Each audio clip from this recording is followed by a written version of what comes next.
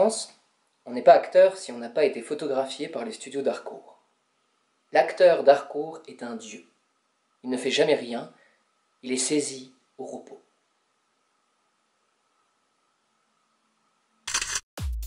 Un euphémisme, emprunté à la mondanité, rend compte de cette posture. L'acteur est supposé à la ville. Il s'agit naturellement d'une ville idéale. Cette ville des comédiens où rien n'est que fête et amour, alors que sur la scène tout est travail, don généreux et éprouvant. Et il faut que ce changement surprenne au plus haut point. Il faut que nous soyons saisis de trouble en découvrant suspendu aux escaliers du théâtre, comme un sphinx à l'entrée du sanctuaire, l'image olympienne d'un acteur qui a dépouillé la peau du monstre agité, trop humain, et retrouve enfin son essence intemporelle. L'acteur prend ici sa revanche. Obligé par sa fonction sacerdotale à jouer quelquefois la vieillesse et la laideur, en tout cas la dépossession de lui-même, on lui fait retrouver un visage idéal, détaché des impropriétés de la profession. Passé de la scène à la ville, l'acteur d'Harcourt n'abandonne nullement le rêve pour la réalité. C'est tout le contraire.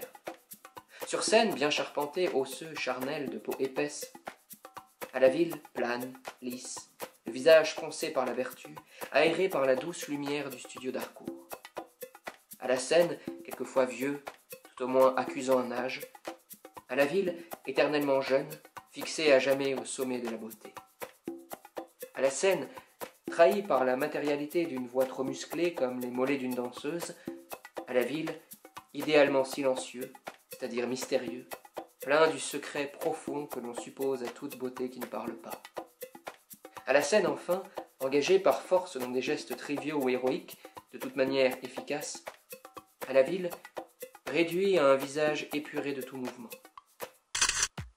Encore ce pur visage est-il rendu entièrement inutile, c'est-à-dire luxueux, par l'angle aberrant de la vue, comme l'appareil d'Harcourt, autorisé par privilège à capter cette beauté non terrestre, devait se placer dans les zones les plus improbables d'un espace raréfié, et comme si ce visage qui flotte entre le sol grossier du théâtre et le ciel radieux de la ville ne pouvait être que surpris, dérobé un court instant à son intemporalité de nature, puis abandonné dévotement à sa course solitaire et royale.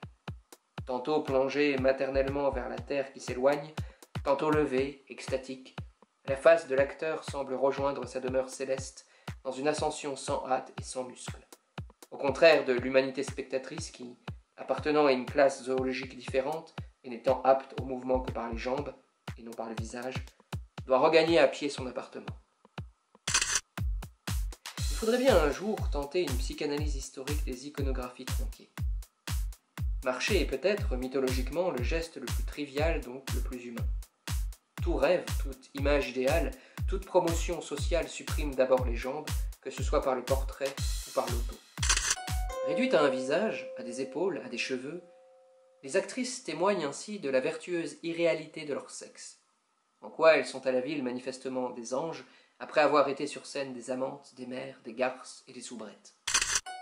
Les hommes, eux, à l'exception des jeunes premiers dont il est admis qu'ils appartiennent plutôt au genre angélique, puisque leur visage reste, comme celui des femmes, en position d'évanescence, les hommes affichent leur virilité par quelque attribut citadin, une pipe, un chien, des lunettes, une cheminée à coudoir, objets triviaux mais nécessaires à l'expression de la masculinité, audace seulement permise au mâle et par laquelle l'acteur à la ville manifeste, à la manière des dieux et des rois en goguette, qu'il ne craint pas d'être parfois un homme comme les autres, pourvu de plaisir, la pipe, d'affection, le chien, d'infirmité, les lunettes, et même de domicile terrestre, la cheminée. L'iconographie d'Harcourt sublime la matérialité de l'acteur et continue une scène nécessairement triviale, puisqu'elle fonctionne par une ville inerte et par conséquent idéale. Statut paradoxal, c'est la scène qui est réalité ici. La ville, elle, est mythe, rêve merveilleux. L'acteur débarrassé de l'enveloppe trop incarnée du métier rejoint son essence rituelle de héros, d'archétype humain situé à la limite des normes physiques des autres hommes. Le visage est ici un objet romanesque. Son impassibilité, sa patte divine, suspendent la vérité quotidienne et donnent le trouble, le délice et finalement la sécurité d'une vérité supérieure.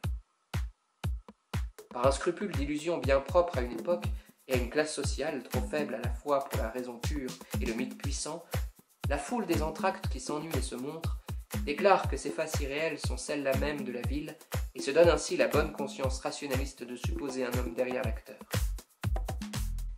Mais au moment de dépouiller le mime, le studio d'Harcourt, à point survenu, fait surgir un dieu, et tout dans ce public bourgeois, à la fois blasé et vivant de mensonges, tout est satisfait. Par voie de conséquence, la photographie d'Harcourt est pour le jeune comédien un rite d'initiation, un diplôme de haut compagnonnage, sa véritable carte d'identité professionnelle. Est-il vraiment intronisé, tant qu'il n'a pas touché la sainte ampoule d'Harcourt?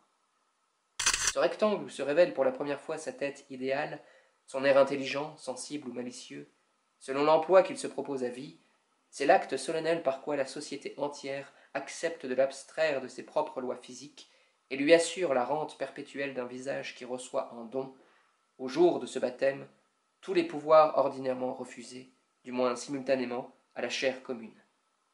Une splendeur inaltérable, une séduction pure de toute méchanceté, une puissance intellectuelle qui n'accompagne pas forcément l'art ou la beauté du comédien. Voilà pourquoi les photographies d'Agnès Varda, par exemple, sont d'avant-garde. Elles laissent toujours à l'acteur son visage d'incarnation et l'enferment franchement, avec une humilité exemplaire, dans sa fonction sociale, qui est de représenter et non de mentir. Pour un mythe aussi aliéné que celui des visages d'acteurs, ce parti est très révolutionnaire. Ne pas suspendre aux escaliers les d'Harcourt classiques, bichonnés, alanguis, angélisés ou virilisés, selon le sexe, c'est une audace dont bien peu de théâtres se payent le luxe.